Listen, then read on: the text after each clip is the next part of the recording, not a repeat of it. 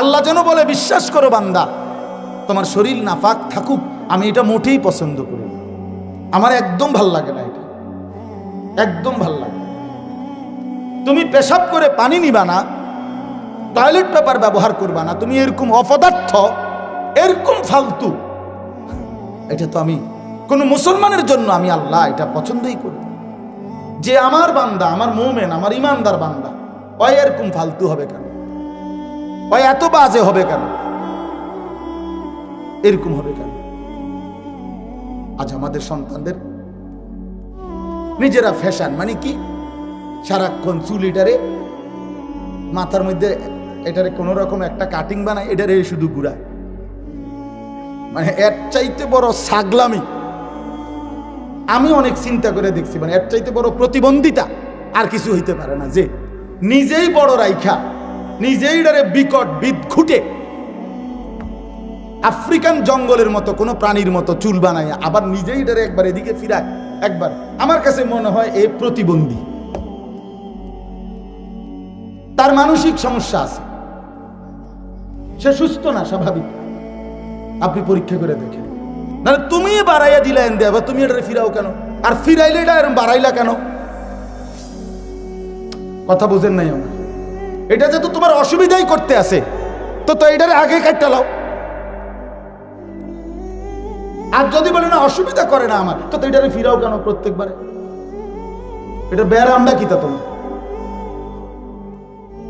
একজন ভাই যুবক উত্তর দাও ভাই, দেও এখন বলো যে কি কারণ হয় বা এটারে ফ্যাশন বলে যে হাতের এমনি লারণ, চুল লারণ। এটা পৃথিবীর, আমরা হুজুরদের বই বাদ দেন, স্কুলের, কলেজের, ইউনিভার্সিটির, পৃথিবীর কোনো গবেষকের কারো কোনো বইতে কথা আছে যে গবেষণায় প্রমাণিত হয়েছে একটি যুবকের সৌন্দর্য ফুটে ওঠে যখন সে চুল বারবার পিছনের দিকে বাড়ি মারে? এরকম কোনো তথ্য আছে কিনা কোথাও? থাকলে আমার জানার দরকার। বলেন না, কিরে বাপ বলেন? পাগলামিরও তো একটা সীমা আছে। বোকা বুঝি এত বোকা হয়, নির্বোধ বুঝি এত নির্বোধ হয়। আল্লাহ নবী সাল্লাল্লাহু আলাইহি ওয়াসাল্লাম স্পষ্ট বলছে, আল মুমিনু গিররুন কারীম, মুমিন সাদাসিধা হয়, মুমিন ভদ্র হয়। আরেকটা আজীব সুন্দর কথা বলছে নবীজি, লা ইয়াখদাউ ওয়া লা ইউখদাউ, মুমিন ধোঁকা দেয় না কাউকে। আবার বলছে নবী, ওয়ালা ইউখদাউ, মুমিন কারো দ্বারা ধোঁকাও খায় না। বুঝেন নাই? ইমানদার কাউকে কি দেয় না? ধোঁকাও দেয় না। আবার ইমানদার কারো দ্বারা কি খায় না? ধোঁকা খায়। মুমিন এত বেকুব হইতে নাই, ইমানদার এত বেকুব হইতে নাই। আমারে চালাইতেছে আরেকজনে, কি লেগা? আমার আত্মমর্যাদা কোথায়? আমার আত্মসম্মান কই? আমার গায়রত কোথায়? আমার আত্মপরিচয় কোথায়? আমি একবার ক্রিকেট খেলোয়াড়ের মতো, একবার ফুটবল খেলোয়াড়ের মতো, একবার সিনেমার নর্তকীর মতো, একবার নাটকের অভিনেতার মতো, একবার ইউরোপের কোন খেলোয়াড়, কাফের, মুশরিক, বেঈমান, তাদের মতো আমি আমাকে বারবার সাজানো, ঘুরাই ফিরাই, এক একবার এক এক রং, এক এক ঢং ধরি। এই ছলনাময়ী এক এক সময় এক এক রং ধরে, এ তো মুমিনের সিফাত হইতে পারে না, এটা তো ইমানদারের পরিচয় হইতে পারে না দোস্ত। এই জন্য বাবারা, আপনাদেরকেও বলি, প্রত্যেকেই আগে এই কথা বুঝেন, এইটা দয়া করে বুঝেন আগে। আমি এই জন্য বলছি, আগে দিল থেকে আমার কথাটা যারাই শুনতেছেন মনোযোগ দিয়ে শোনেন। কয়জন শুনেন আমার এই নিয়ে কোনো টেনশন নেই, কয়জন পাত্তা না দিলেও আমার কোনো সমস্যা। আমি একজন শুনলো, সে কেউ না শুনলে আমারটা আমি কয়ে যাই, আমার সব এই কোনো সমস্যা। এই জন্যই চিন্তাও করি। জনপ্রিয়তা ধোঁকা, আসমানওয়ালা গ্রহণ করা সেটা হলো সফলতা। কথা বোঝেন নাই? জনপ্রিয় ঠিক আছে সব, কিন্তু মালিক নিল না, আল্লাহ তাআলা গ্রহণ করলেন না, তো কি ফায়দা? এই জন্য দয়া করে আমরা প্রত্যেকে ইনসাফের সাথে আগে এই কথাটা বুঝেন ভাইয়া। এখানে যে কয়জন বসছেন, বাবারা, চাচারা, বন্ধুরা, ছেলেরা, একথা দিল থেকে ভাইয়া বোঝো যে কোরআন এবং সুন্নাহ আমার জন্য, আপনার জন্য। হেদায়েতের জন্য। আল্লাহ কোরআনে বলছেন যালিকা হুদাল্লাহ ইয়াহদি বিহি মান ইয়াশা। আল্লাহ নিজে বলছে, শোনো বান্দা, এই কোরআনই হচ্ছে আমি আল্লাহর পক্ষ থেকে হেদায়েত। ইয়াহদি বিহি, খোদার কসম আল্লাহ বলছে, আমি কেবল এই কোরআন দ্বারাই যাকে ইচ্ছে করি হেদায়েত দিয়ে থাকি। অতএব কোরআন এবং সুন্নাহর সাথে সম্পর্ক নাই, কোরআনুল কারীমের হুকুমটা গ্রহণ করে না, রাসূলুল্লাহ সাল্লাল্লাহু আলাইহি সাল্লামের তরিকা গ্রহণ করে না, নিশ্চিত সে কোনো সঠিক পথ, সুপথ, আলোকিত রাস্তা খোদার কসম তার মিলবে না। তুমি ফইরা থুবাই এলাও, আটলান্টিক মহাসাগরে যত পানি, তোমার জ্ঞান আমরা দোয়া করি তার চাইতে বেশি, কোনো সমস্যা নাই। একবারে হিমালয় পর্বতের উচ্চতার চাইতেও মহাজ্ঞানী হও, কিন্তু কোরআন থেকে বঞ্চিত, রাসূলুল্লাহ সাল্লাল্লাহু আলাইহি সাল্লামের সুন্নাহ থেকে বঞ্চিত। আল্লাহর কোরআন দেখে দেখেও পড়তে পারে না, আর সাইয়া সাইয়াও কদ্দুর কোরআন শরীফ পড়তে পারে না শুদ্ধ, এতটুকু যোগ্যতা যার নাই, ওই মুসলমান পরিচয়ধারী ব্যক্তি ব্যর্থ ব্যর্থ ব্যর্থ বেটা, ব্যর্থ জিন্দিগি। ওই জিন্দিগি, ওই দুনিয়ার এসব মাতবুরি বাহাদুরি, দুনিয়ার এই কিছুক্ষণের কারাকারি, দুনিয়া নিয়ে কামরা কামরি, এগুলা কিছুক্ষণের মধ্যেই ফুরায় যায়, এগুলা কিছুক্ষণের মধ্যেই ফুরায় যায়। হ্যাঁ, এগুলা বেশিক্ষণ লাগে না, 2:30 বাজে গেলে গা পরের দিনের আর 2:30 বাজে না, 24 ঘন্টা আর লাগে না, মাটির সাথে সব মিশে যায়, 24 ঘন্টা আর লাগে না। তখন 16 বছরের সাজানো বাগান 24 ঘন্টার আগেই নিশ্চিহ্ন হয়ে যায়। আল্লাহ তাআলা দেখায়, আল্লাহ বলছে, বান্দা বারবার পৃথিবীতে আমি একই ঘটনার পুনরাবৃত্তি করি, ইতিহাসের বারবার ইতিহাসের পুনরাবৃত্তি হয়, এটা আমরা বইতে পড়ছি বারবার। ইতিহাস বারবার ফিরে আসে, বারবার বারবার আল্লাহ তাআলা বারবার ইতিহাসকে ফিরায়, মানুষকে বারবার শেখাইতে চায়। কোরআনুল কারীমের মধ্যে আছে, আল্লাহ তাআলা নবী সাল্লাল্লাহু আলাইহি সাল্লামকে বলছেন, শুনেন, নবীজিকে আল্লাহ বলছে, ফাকসুসিল কাসাস, হে নবী, আপনি পূর্ববর্তী জাতির ঘটনা বলি আপনি আমার বান্দাদের কাছে বর্ণনা করুন। কেন? লাআল্লাহুম ইয়াতাফাক্কারুন, যেন তারা ফিকির করতে পারে, ভাবতে পারে। হ্যাঁ, আল্লাহ বলছে, বন্ধু, কেন আমি নূহ নবীর জাতি অবাধ্যতার ঘটনা, তাদেরকে তুফানে ধ্বংস করার ঘটনা কেন শুনাইলাম, আপনি বলেন, তারা ফিকির করুন। আমি হুদ আলাইহিস সালামের ঘটনা, লূত আলাইহিস সালামের ঘটনা, সালেহ আলাইহিস সালামের ঘটনা, শুআইব আলাইহিস সালামের ঘটনা, মূসা আলাইহিস সালামের ঘটনা, ফেরাউনের ঘটনা, নমরুদের ঘটনা, কারুনের ঘটনা, আল্লাহ তাআলা এগুলো কোরআনে কেন বললেন? বারবার আল্লাহ বলছেন, পরবর্তী বান্দারা যেন ফিকির করে। ফিকির কি করে বাপ? ফিকির করে, যেন ভাবে, যেন ভাবে। কোরআন কারুনকে আল্লাহ বলছিল, আওয়ালাম ইয়ালাম আন্নাল্লাহ কাদ আহলাকা মিন ক্বাবলিহি মিনাল কুরুনি মান হুয়া আশাদ্দু মিনহু কুওয়াতান ওয়া আকসারু জামআ। আল্লাহ বলেন, কারুনকে জানো তুমি? এই নাফরমান, তোমার আগে শক্তিতে অনেক বেশি ছিল, সম্পদেও অনেক বেশি ছিল, ধনেও বেশি ছিল, জনেও বেশি ছিল, মানে মানুষ শক্তি জনবলও ছিল বেশি, সম্পদও ছিল বেশি, এরকম অসংখ্য জাতি তোমার আগে আমি ধ্বংস করে দিছি, তুমি জানো না?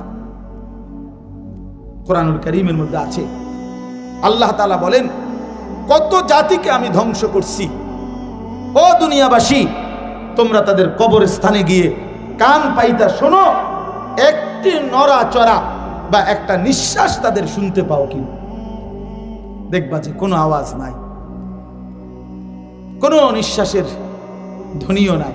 আজ তারা নিশ্চিহ্ন, পৃথিবী থেকে নিশ্চিহ্ন তারা। কোরআন এবং সুন্নাহকে বাদ দিয়ে, আল্লাহর কোরআন এবং রাসূলুল্লাহ সাল্লাল্লাহু আলাইহি সাল্লামের সুন্নাহ, এই দুইটাকে বাদ দিয়ে কোনো মুসলমান মুমিনের জীবন সুন্দর হয় না, আলো পায় না, পথ পায় না, গন্তব্য হয় না, মঞ্জিল খুঁজে পায় না, সফল হয় না। এই জন্য আপনাদের কাছে আমি অনুরোধ করলাম, দয়া করে প্রত্যেকে, জোয়ান বুড়া আবারও অনুরোধ করছি, আল্লাহর কোরআন এবং রাসূলুল্লাহ সাল্লাল্লাহু আলাইহি সাল্লামের সুন্নাহর দিকে আপনাকেও ফিরিয়ে আনেন, আপনার পরিবারকেও ফিরিয়ে আনার চেষ্টা করেন।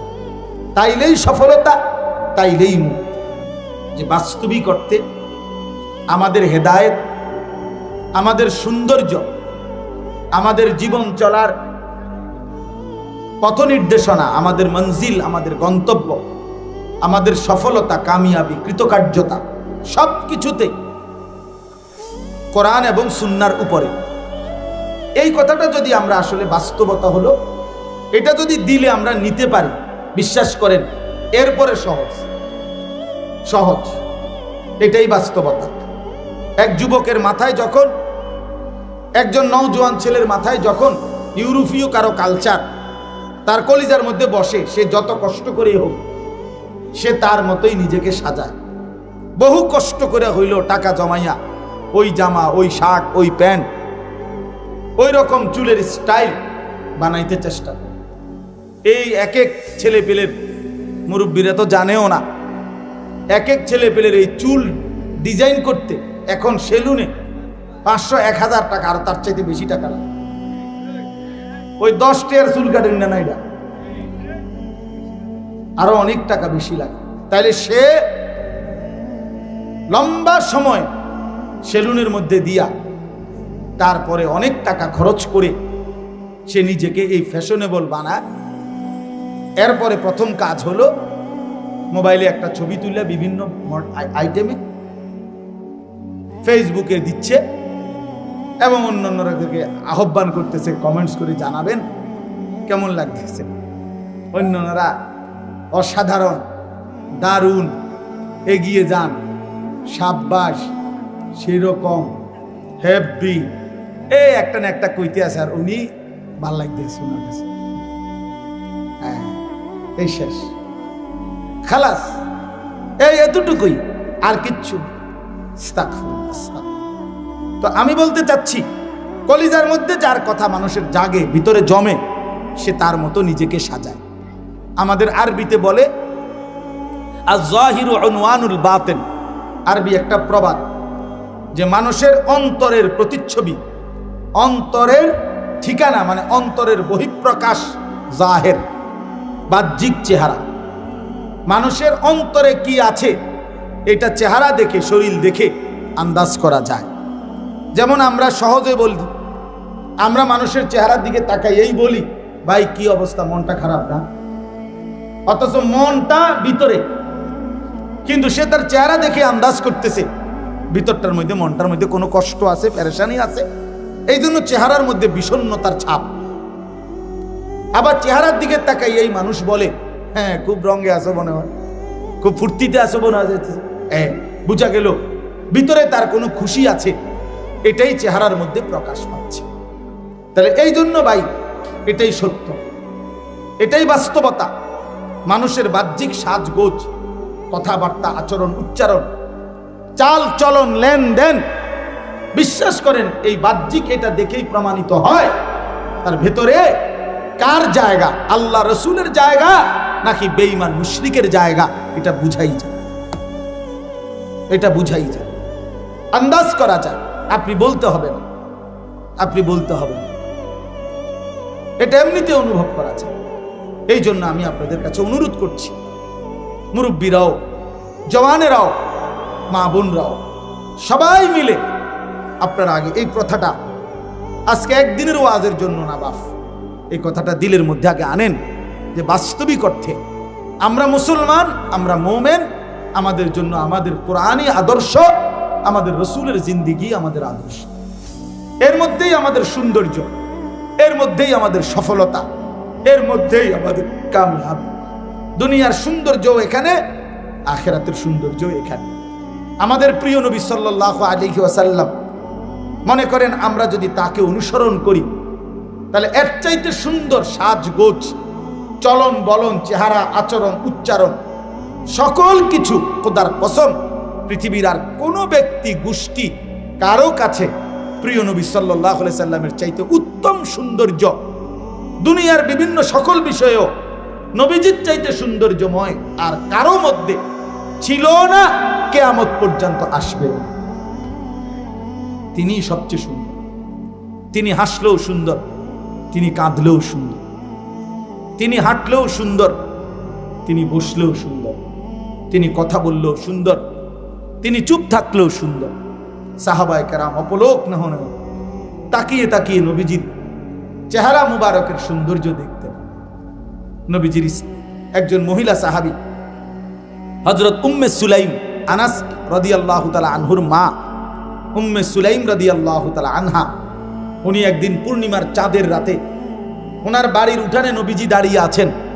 এই অবস্থায় পূর্ণিমার চাঁদ একবার নবীজি সাল্লাল্লাহু আলাইহি সাল্লামের চেহারা মোবারক একবার দেখতেছিলেন, একবার উপরে একবার নিচে। আল্লাহ নবী সাল্লাল্লাহু আলাইহি ওয়াসাল্লাম বললেন, উম্মে সুলাইম তুমি কি দেখছো?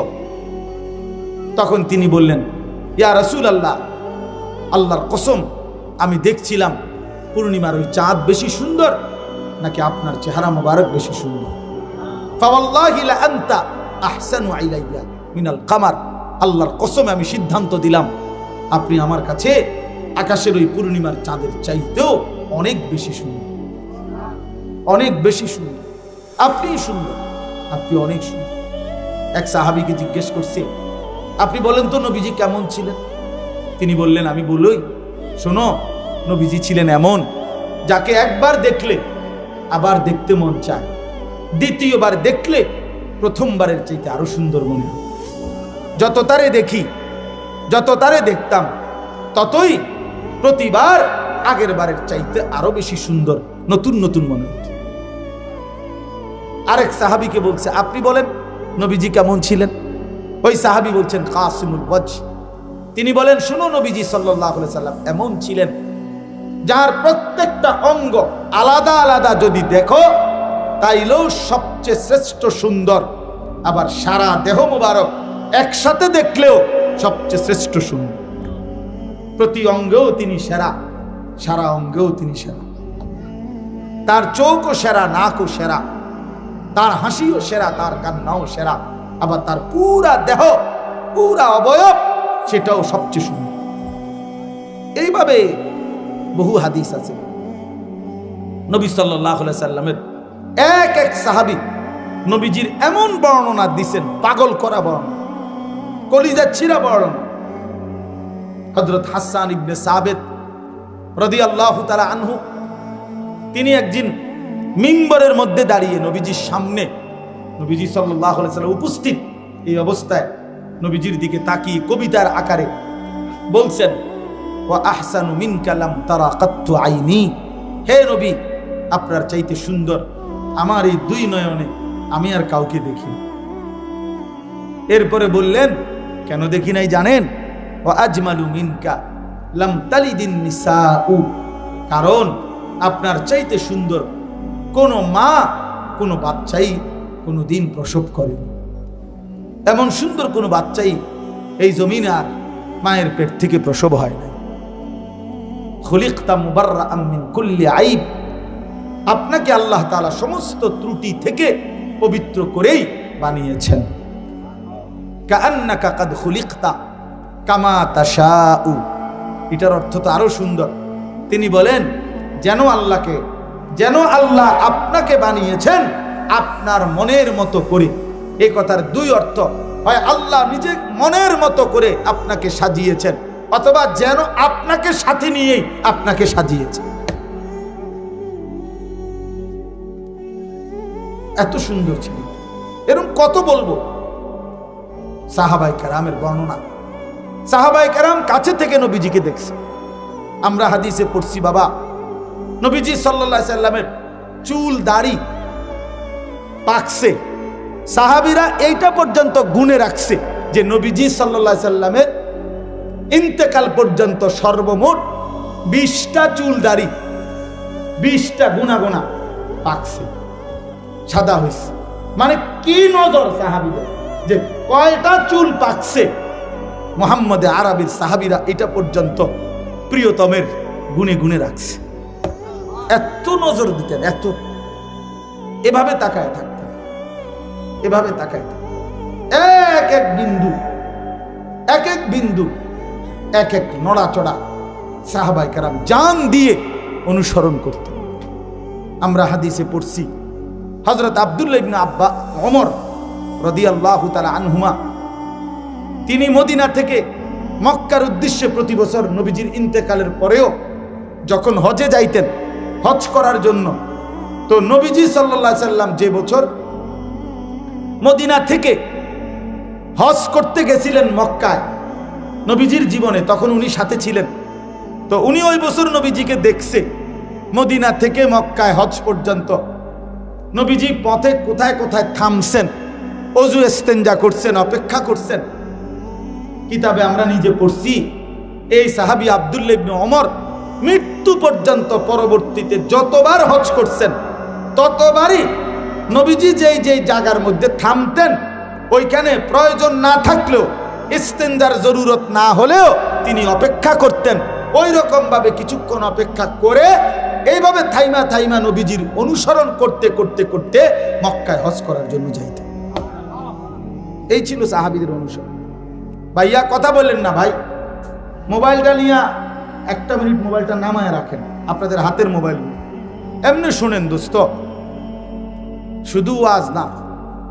ভাইয়া আমি বারবার বলি ভাই, বয়ান তো আলহামদুলিল্লাহ প্রতিদিন হয়, হচ্ছে, এটা তো জীবনের নিয়মে, আমরা তো প্রতিনিয়ত বুঝি এটা। আসমানওয়ালার ফয়সালা ছাড়া এই কলিজার ভিতরে একটি শব্দ ঢোকেও না, এই জবান একটি কথা বলতেও পারে না। আলো পাবে কে? রবের ফয়সালা যার উপরে সে। গন্তব্যের সন্ধান পাবে কে? আখিরাতের মঞ্জিল খুঁজে পাবে সে। রব্বে করিম ফয়সালা করবেন যার জন্য, এটা শুধুই আল্লাহর ফয়সালা। আবু তালেবকে আপনারা শুনছেন না? নবী সাল্লাল্লাহু আলাইহি সাল্লাম কি পরিমাণ আহাজারি করছে কালেমা পড়াইতে। 38 বছর নবীজির, 38 বছর অভিভাবক, 12 বছর থেকে 50 বছর নবীজির যখন বয়স, এই 38 বছর নবীজির অভিভাবক ছিল আবু তালেব। সুখে দুঃখে বিপদে আপদে আগলাইয়া রাখছে নবীজিকে, কিন্তু ঈমান আনেন। শেষ বয়সে শেষ মুহূর্তে ইন্তেকালের পূর্ব মুহূর্তে নবী সাল্লাল্লাহু আলাইহি সাল্লাম খুব বেশি আহাজারি করছে, চাচা কালেমাটা পড়েন চাচা। আবু তালেব বলছে না, পড়বো না, আমি বেইজ্জতি হমু মানুষের কাছে। আল্লাহ নবী সাল্লাল্লাহু আলাইহি সাল্লাম বললেন, চাচা তাইলে কানে কানে বলেন, আমি কেউরে কোনোদিন দুনিয়াতে আর বলবো না, শুধু হাসরের ময়দানে বলবো, আল্লাহর সামনে সাক্ষী দেব আমার চাচা কালেমা পড়ছে। কয় না, শূন্য লাগবে মানুষ, বলবো না। আল্লাহ নবী সাল্লাল্লাহু আলাইহি সাল্লাম চোখের পানি ফেলতে ফেলতে বললেন, চাচা তাইলে কমপক্ষে আমি বলি কালেমাটা, আপনি কদ্দুর শুধু মুখটা নাড়ে, ঠোঁটটা নাড়বেন। ওফ, কি পরিমাণ আবদার করছে। আবু তালেব বলছে না, ঠোঁটও নাড়তাম না। তখন আল্লাহ নবী সাল্লাল্লাহু আলাইহি সাল্লাম, আমরা নিজে পড়ছি, আল্লাহ নবী সাল্লাল্লাহু আলাইহি সাল্লাম বলে, চাচা আপনি ঈমানবিহীন মরলে আগুনের মধ্যে পুড়বেন, আমি কেমনে সহ্য করবো চাচা। এই তখন আবু তালেব একটা সাংঘাতিক কথা বলছে, আমাদের সবার জন্য এটা শিক্ষারে ভাই। আবু তালেব একটা ভয়ানক কথা বলছে, আন-নারু খায়রুম মিনাল আর, এই শব্দটা আবু তালেব বলছে। আবু তালেব বলছে, মুহাম্মদ, মানুষের কাছে লজ্জা পাওয়ার চাইতে আগুনে জ্বলা ভালো। এটা আবু তালেব, আন-নারু খায়রুম মিনাল আর। এখন আবু তালেবেরটা হনে নাউজুবিল্লাহ কইলেন, আপনি আমার ছেলে যখন, মেয়ে যখন মুসলমানের বিয়ের অনুষ্ঠানের মধ্যে গান বাজায়, ঢোল বাজায়, তবলা বাজায়, নাচে গায়, বেপর্দার উৎসব করে, তখন আপনার কলিজার মধ্যেও তো এইটা কিতা করুম, জানি তো গুনাহ তো জানি, হ্যাঁ গুনাহ তো জানি, আল্লাহ তো ফিট বইটা, আমার একটা আইডিয়া আছে, হ্যাঁ হ্যাঁ, কিন্তু কিতা করবো, মানুষে তো ফোলাফানের একটা আউশ, ফোলাফানের একটা শখ, এই কথা বলে না? এই কথার ওই কথার মধ্যে তফাৎ কি বলে? এই কথার ওই কথার মধ্যে পার্থক্য কি? যে বুঝি তো বুঝি, অনেক দেখবেন অনেক মানুষ আছে চালাক, মানে মাতালারে যে এমন চালাক, বুঝি কথাটি ভালাই কয়, হুজুর আমরা লাগে কয়, কথা ঠিকই, পারি না, পারে না। আর যদি আপনি আর 2 টুকরা গোস্ত দেই, হ্যাঁ মাশাআল্লাহ, আগের মতো সেই রুচি নাই, আচ্ছা দাও, এরপর আগের মতো রুচি নাই। আল্লাহ দয়া করছে যে আগের মতো রুচি নাই আমি, এটাও আল্লাহর মেহেরবানি, নাইলে আর কেউ খাইতে পারলো, নইলে আপনি শেষ করলেন। মানে দুনিয়া ভোগ করার ব্যাপারে 100 বোঝে, আখিরাতের কথা বললে এই সমস্ত 9-6 কথা বলে। বলেন নাউজুবিল্লাহ, বলেন নাউজুবিল্লাহ। আরে ভাই, জিন্দেগির উপরে রহম করে, নিজের উপরে রহম করে, নিজেরা বরবাদ করেন না বাপ। দুনিয়া আপনি যাই পারছেন করছেন, ছেলে মেয়ে স্ত্রী সন্তানের জন্য সবকিছু গুছাইয়া যদি নাও দিতে পারেন, খোদার কসম কোনো অসুবিধা হবে না। আমনে মরলে আবার জিফুতে কামাই করব। এতিম সন্তানও বড় হয়, এতিম বাচ্চাও ধীরে ধীরে বাড়িঘর করে, বিয়ে শাদী করে, একসময় দাঁড়ায় যায়, কিচ্ছু হয় না। আপনি মরলেও পৃথিবীতে বাজার চলবো, ব্যবসা চলবো, চাঁদ উঠবে, সূর্য উঠবে। আপনি চললেও আপনার, মরলেও আপনার ফুতে কামাই করব, আপনার ফুতে নাতিয়ে কামাই করব। পৃথিবীর উপার্জন বন্ধ হবে না, কিন্তু আপনি মরলে আর খোদার কসম নেক আমলের আর সুযোগ পাবেন না।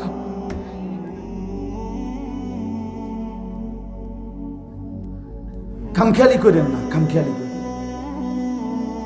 চালাক মনে করেন না নিচে। সবাইকে বলি, আমাকেও বলি, ফিকির চাই বাবা। কেন আল্লাহকে নারাজ করবেন? কেন রাসূলুল্লাহ সাল্লাল্লাহু আলাইহি ওয়াসাল্লামের সুন্নাত মানবেন না কেন? এই জন্য আল্লাহ তাআলা বলেন, একজন মুমিনের সবচেয়ে বেশি ভালোবাসা কার প্রতি? আল্লাহ। বলেন না কার প্রতি? তাহলে আল্লাহ বলেন, ইন কুনতুম তুহিব্বুন আল্লাহ, যদি আল্লাহকে ভালোবাসতে চাও। এখন আল্লাহকে ভালোবাসা আমাদের দায়িত্ব কিনা? কথা বলেন না, দায়িত্ব কিনা? হ্যাঁ, এটা তো আল্লাহর দাবি, আল্লাহর চাওয়া এটা, যে ঈমানদার মানেই আমাকে সবচেয়ে বেশি ভালোবাসো, আমাকেই ভালোবাসো, আমাকেই ভালোবাসো। কোরআনে আছে, আল্লাহ বলেন আমি কেমন বান্দা চাই?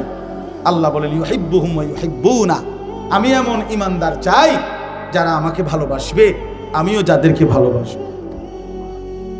আল্লাহ কোরআনে বলেন, এই ভালোবাসা যদি চলতে থাকে মৃত্যু পর্যন্ত, আমিও ভালোবাসি, বান্দাও ভালোবাসে, বান্দাও আমাকে মনে রাখে, আমিও তাকে মনে রাখি। আল্লাহ বলেন, মৃত্যুর মুহূর্তে আমি আল্লাহ এমন প্রিয় বান্দাকে আমি নিজেই ডাক দেব, ইয়া আইয়াতুহান নাফসুল মুতমাইন্না ইরজিই ইলা রাব্বিক রাদিয়াতাম মারদিয়া। আমার প্রিয় বান্দা, চলে আসো আমার কাছে, আমিও তোমার উপরে খুশি, তুমিও আমার উপরে খুশি। हम यहां से तुम वहां से दोनों जानिब से इशारा हुआ। আমি এখান থেকে, তিনি সেখান থেকে, দুই দিক থেকে ইশারা, ইঙ্গিত, একে অপরের উপরে রাজি। বান্দা বলে আল্লাহ আমি আপনার উপরে রাজি, আল্লাহ তাআলাও বলে বান্দা আমিও তোর উপরে রাজি। বান্দা বলে আল্লাহ আমি আপনাকে ভালোবাসি, আল্লাহ বলে বান্দা আমিও তোকে ভালোবাসি। এমন যখন হয়েই যায়, আল্লাহ বলে দুই দিকের ভালোবাসা যখন কমপ্লিট, এবার বান্দা চলেই আসো, আর থাকতে হবে না দুনিয়া, আইসাবো, আও বান্দা আমার কাছে চলে আসো, আমার কাছে চলে আসো। এই জন্য ইন কুনতুম তুহিব্বুন আল্লাহ, আল্লাহকে যদি ভালোবাসতে হয় বাবা, আল্লাহকে যদি পেতে হয়, আল্লাহকে পাইতেই হবে, আল্লাহকে রাজি করতেই হবে। আল্লাহ কোরআনে বলছে, ফামান কানা ইয়ারজু লিকা রাব্বিহ, তোমরা যারা আখিরাতে আল্লাহর সাক্ষাৎ পেতে চাও, তাহলে আল্লাহর সাক্ষাৎ পাইতে হবে। আল্লাহকে পেলেই জান্নাত পাবে, জান্নাত পেলেই আল্লাহকে পাবে। কথা বুঝছেন না? যে জান্নাতি সে আল্লাহর দিদার পাবে, যে আল্লাহর দিদার পাবে সে জান্নাত হবে। তাহলে আল্লাহকে পেতেই হবে। আল্লাহকে হারিয়ে পৃথিবী পেলে কিছুই পাওয়া হয়। কেউ যদি আল্লাহকে বাদ দিয়ে গোটা পৃথিবী 10-12 পায়, খোদার কসম সে কিছুই পায়, কিছুই পায়। দুনিয়া বারবার ধোকায় দেয়, দুনিয়া কি দেয়? ধোকায়, দুনিয়া ধোকায়। 16 বছরের সাজানো সংসারও নিমিষেই তছনছ হয়ে যায়, তছনছ হয়ে। দুনিয়া ধোকাই দেয়, দুনিয়া ধোকাই দেয়। এই জন্য আল্লাহকে যদি পেতে চায়, আর পাইতেই হবে, আল্লাহকে ভালোবাসতেই হবে, আল্লাহকে পাইতেই হবে, আল্লাহর সন্তুষ্টি হাসিল করতেই হবে। কোরআনে আল্লাহ বলছে রিদওয়ানুম মিনাল্লাহি আকবার, আল্লাহর সন্তুষ্টি হলো সবচেয়ে বড় সম্পদ। ওয়ালা যিকরুল্লাহি আকবার, আল্লাহ বলছে আল্লাহর জিকির এটাই হচ্ছে আকবার, সবচেয়ে বড় সম্পদ। তো আল্লাহ বলেন এবার তুমি যদি সিদ্ধান্ত নেও যে আল্লাহ আমি আপনাকেই চাই, আপনাকে পেতে চাই। আমাদের ভারতীয় উপমহাদেশের একজন বড় বুজুর্গ ছিলেন সাইয়্যিদুত তাইফা হাজী এমদাদুল্লাহ মুহাজিরে মক্কি রহমাতুল্লাহ আলাইহি। এই উনার একটা দোয়া আছে, আমরা কিতাবে পড়ছি উর্দুতে।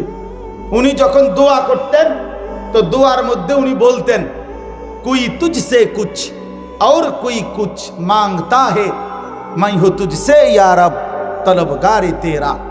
উনি দোয়ার মধ্যে বলতেন আল্লাহ এই জগতের কতজন আপনার কাছে কত কিছু চায়, কেউ বাড়ি, কেউ গাড়ি, কেউ স্ত্রী, কেউ সন্তান, কেউ কত কিছু চায়। তিনি বলেন আল্লাহ আমি আপনার কাছে মাই হো তুঝসে ইয়া রব, আমি আপনার কাছে হে মাওলা তলবগারে তেরা, আপনি আল্লাহকেই পেতে চাই, আপনার কাছে আপনাকে চাই। আপনার কাছে কাকে চাই? তো আল্লাহ তাআলা বলেন আমার বান্দা যদি আমাকে পেতে হয়, আমাকে চাইতে হয়, যদি জান্নাত পাইতে হয়, যদি পরকালের মুক্তি পাইতে হয়, যদি কবরের সফলতা পাইতে হয়, যদি মুনকার নাকিরের প্রশ্নের জবাব দিতে হয়, সব কথা একসাথে আখিরাতের সমস্ত সুখ শান্তি সফলতা নিরাপত্তা যদি মিলতে হয়, আল্লাহ বলে ফাত্তাবিউনি ফাত্তাবিউনি ফাত্তাবিউনি, আমার বন্ধুকে অনুসরণ করো, আমার বন্ধুকে অনুসরণ করো, আমার বন্ধুকে অনুসরণ করো। হাঁটা চলা উঠা বসা আচরণ উচ্চারণ লেনদেন খাওয়া পড়া আহার নিদ্রা চলন বলন ঘর বাজার সংসার স্ত্রী সন্তান দেশ জাতি রাজনীতি সমস্ত কিছুর মধ্যে রাতের অন্ধকারে দিনের আলোতে একাকী কিংবা প্রকাশ্যে লোক সম্মুখে কিংবা সঙ্গোপনে আল্লাহ তাআলা বলেন একজনকেই অনুসরণ করো, তিনি আমার প্রিয় বন্ধু মুহাম্মদুর রাসূলুল্লাহ সাল্লাল্লাহু আলাইহি ওয়াসাল্লাম। তাকেই অনুসরণ করো, তাকেই অনুসরণ, তাকেই অনুসরণ। এই জন্য দোস্ত আমার, বন্ধু আমার, বাপ আমার, যুবক ভাই আমার, আমি সহ সবার কাছে রবিউল আউয়াল মাসে আমাদের এটাই বক্তব্য। চলেন সিদ্ধান্ত নেই। জীবনে মানুষ মাত্রই অনুসরণ করে, মানুষ সমাজবদ্ধ জীব, মানুষ অনুকরণ প্রিয়, এটা মানুষের রক্তের সাথে অস্তিত্বের সাথে মিশা। মানুষ অনুসরণ করে, কাউকে না কাউকে অনুকরণ করে। আমার 3 বছরের মেয়ে সেজদা দিলে বাসায়, তো ওই বাচ্চার মা সেজদা দিলে হয় সামনে গিয়া সেজদা দেয়, এর কারণে অনেক সময় সেজদা দিতে পারে না, ওই হে অনুকরণ করে, সে অনুসরণ করে। আমার এই বাচ্চা যতবারই ঘরের বাইরে যাইতে হয়, হে হিজাব হিজাব হিজাব, এটা বারবার বলে হিজাব হিজাব হিজাব, আব্বু হিজাব, ওইটা লাগবে, মাথাতে এটা না দিলে আপনি কই নিল এটা বাইরে। ওই যে সে দেখছে তার বোন, আমার বড় মেয়ে, আমার বিবি, তার দাদি, তার নানি, সবাই রে দেখছে, সবাই হিজাব পরে, তো সে বুঝছে এটাই পোশাক। মানুষ অনুসরণ করে, ছোট হোক বড় হোক, মানুষ অনুকরণ করে। প্রত্যেকটা ছেলের চুলের মধ্যে কারো না কারো অনুসরণ আছে, প্রত্যেকটা যুবকের ফ্যাশনের মধ্যে কারো না কারো অনুসরণ আছে, প্রত্যেকটা মানুষের চলাফেরা ঘর সাজানোর মধ্যে অনুসরণ আছে। অনুসরণ মানুষের একটা স্বভাবজাত বিষয়। তো আল্লাহ বলেন অনুসরণ যেহেতু তুমি করতেই আসো, কাউকে না কাউকে যেহেতু তুমি অনুকরণ করোই, তো সেটা আমার বন্ধুকে করলে অসুবিধাটা কি? কথা বুঝেন নাই? সেটা নবী সাল্লাল্লাহু আলাইহি সাল্লামকে করলে অসুবিধা কোথায়? কেন, কি সমস্যা বলেন? নবী সাল্লাল্লাহু আলাইহি সাল্লামের কোন যোগ্যতাটা কম? নাউজুবিল্লাহ, বলেন না কেন? আজকে 1450 বছর ধরে বন্ধু শত্রু, আপনজন দুশ্মন, কাছের জন দূরের জন, সবাই এই নবীর জিন্দিগি পরীক্ষা করছে, করছে কিনা বলেন?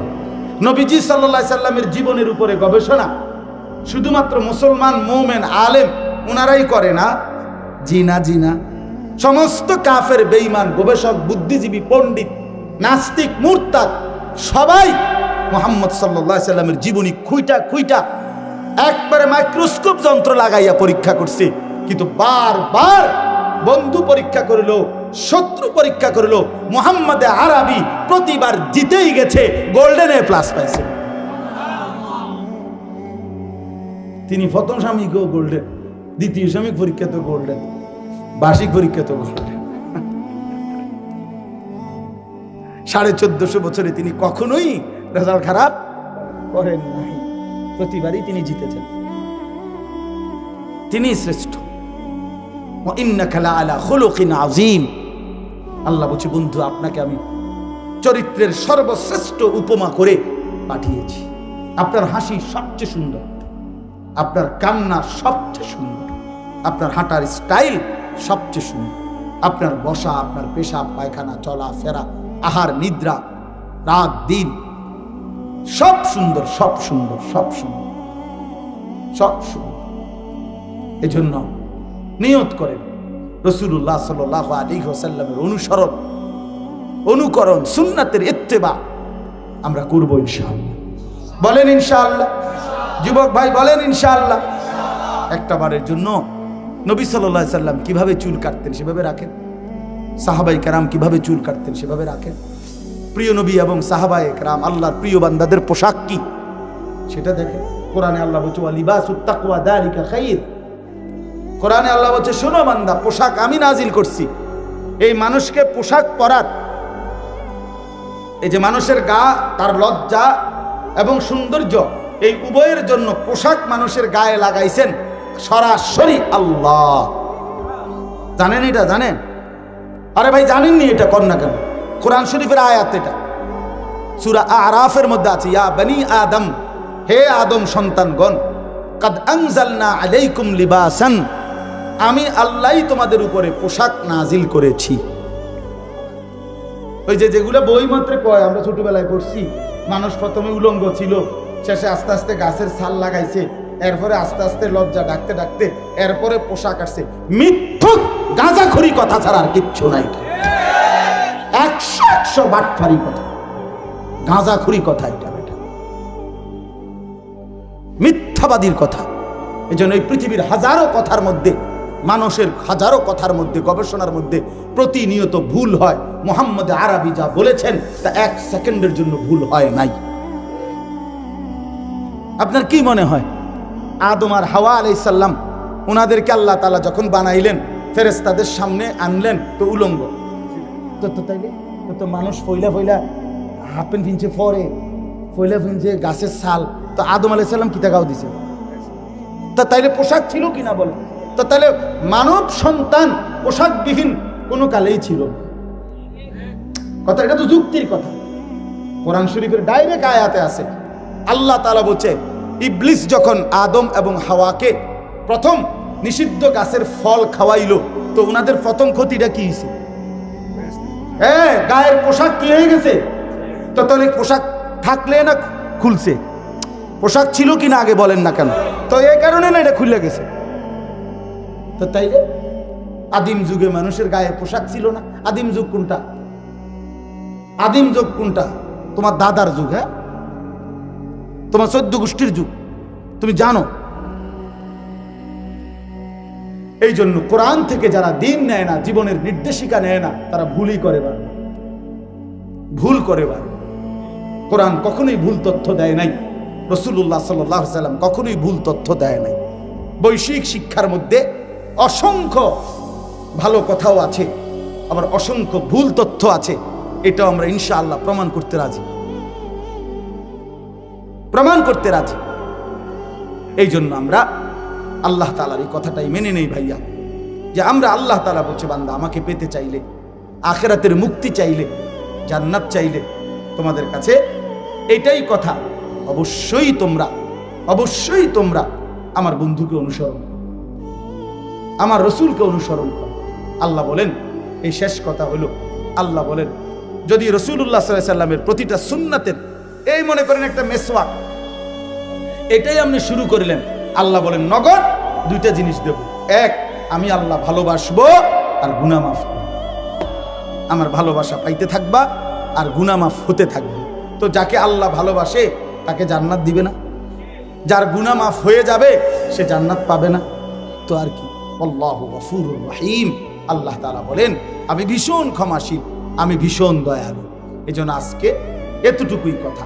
আজকে রবিউল আউয়াল মাসে আপনাদের কাছে আমার বিনীত অনুরোধ, আপনারা দয়া করে মেহেরবানি করে যুবক ভাই আপনাদের কাছে অনুরোধ, পেশাব পায়খানা করে টয়লেট পেপার ব্যবহার করেন, নিজের শরীরটাকে পাক সাফ রাখেন, 5 ওয়াক্ত নামাজ পড়েন, সাজগোজ চলন বলন স্টাইলের মধ্যে রাসূলুল্লাহ সাল্লাল্লাহু আলাইহি সাল্লাম সাহাবায়ে কেরামের সুন্নাতের অনুসরণ করেন।